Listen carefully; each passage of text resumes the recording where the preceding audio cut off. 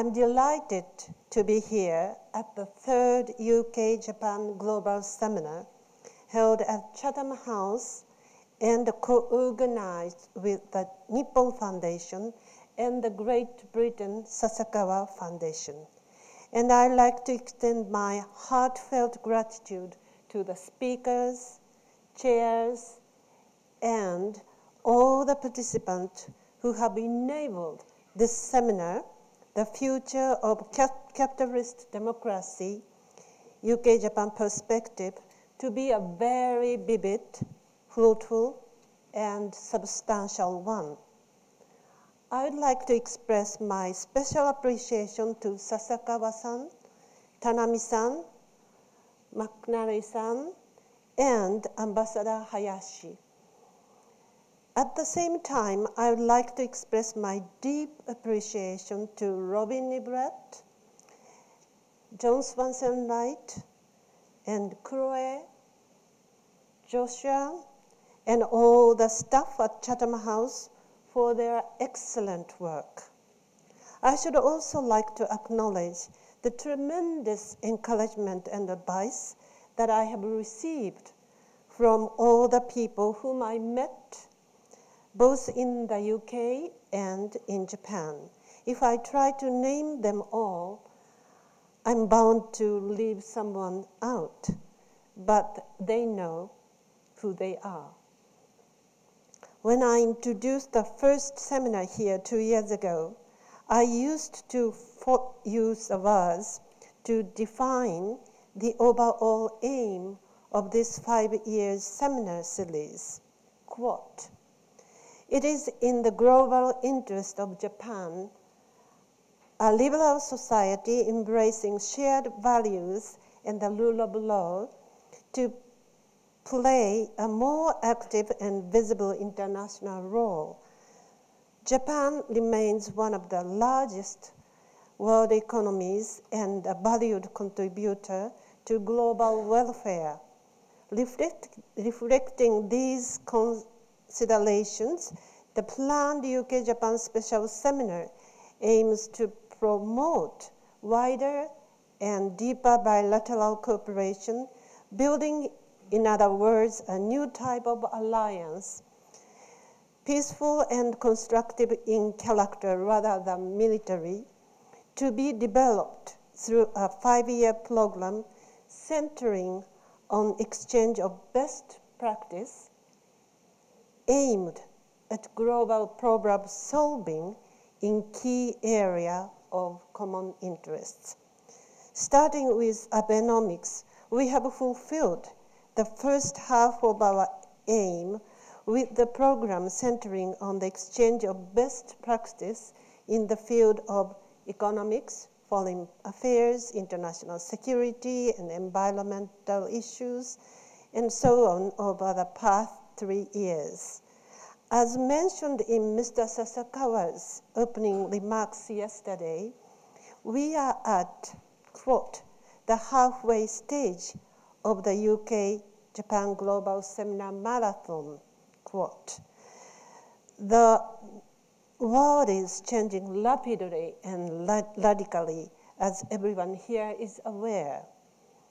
In addition to the endemic global issues such as ethnic and religious conflict, drugs, terrorism, pandemic diseases, there have been increasing occurrence of natural disasters such as tsunamis, earthquakes, droughts, floods, forest fires, volcanic eruptions, hurricanes, and typhoons, which have been further complicated by the scramble for natural resources.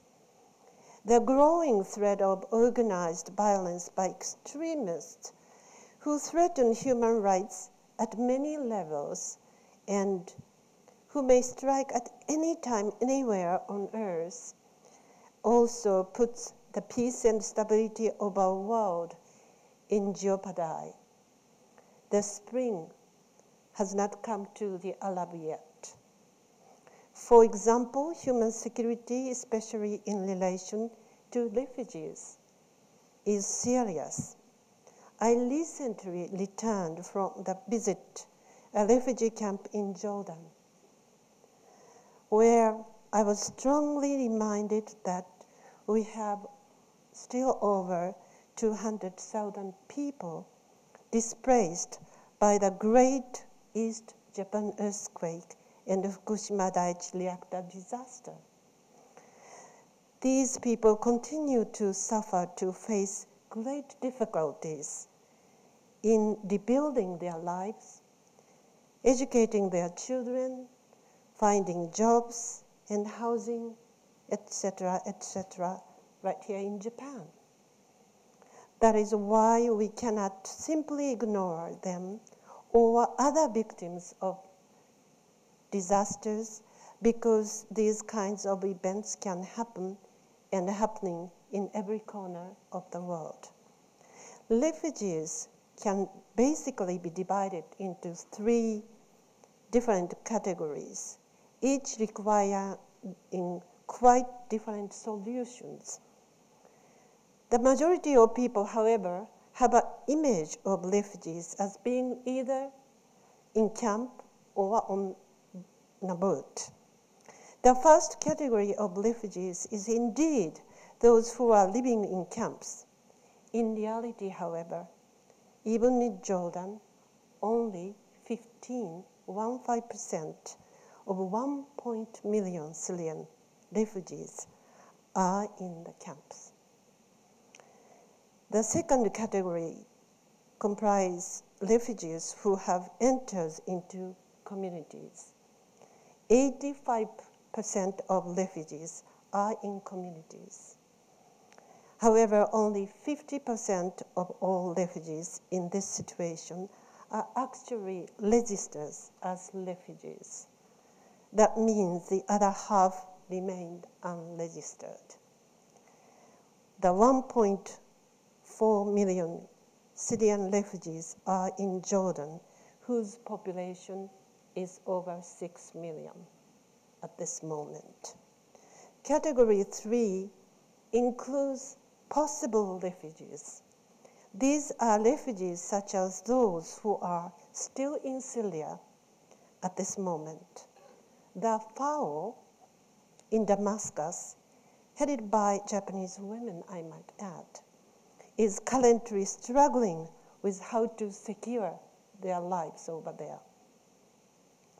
Given these different situations in which refugees are found, the key challenges is to empower each of the 3 categories in different ways. At the same time, we need to empower the communities, the states, and the nations who accept these refugees.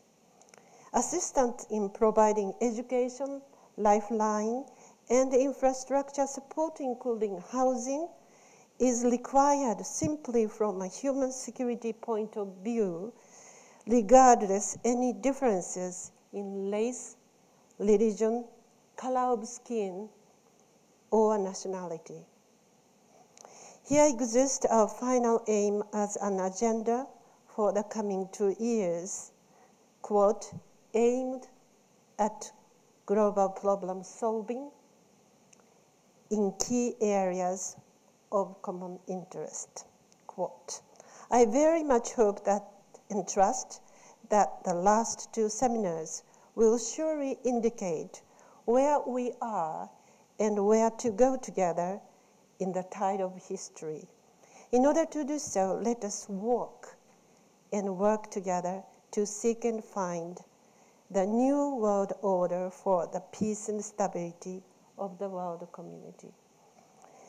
Prevention and or mitigation of natural disaster can be taken into other topics. After the 3/11 huge tsunami, I came to believe that the time has come for the UK and Japan to step forward natural and human-induced disaster prevention and peace building based on first-class British diplomacy on the one hand, and the first-class Japanese technology on the other. ladies and gentlemen, I still believe that 21st century is the age of balance. The struggling for balance is being waged on an international, state, and individual level, and is between dichotomies of competing values.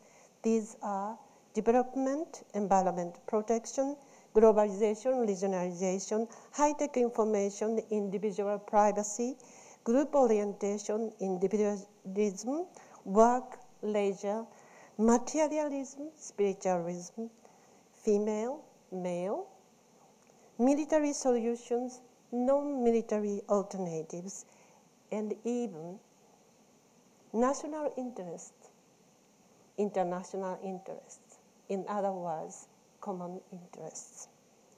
In conclusion, I would like to share with you all a quote from Aristotle, the Greek philosopher of 2,000 years ago. He said, "It is more difficult to organize peace than to win a war, but the fruit of victory will be lost soon if the peace is not well organized."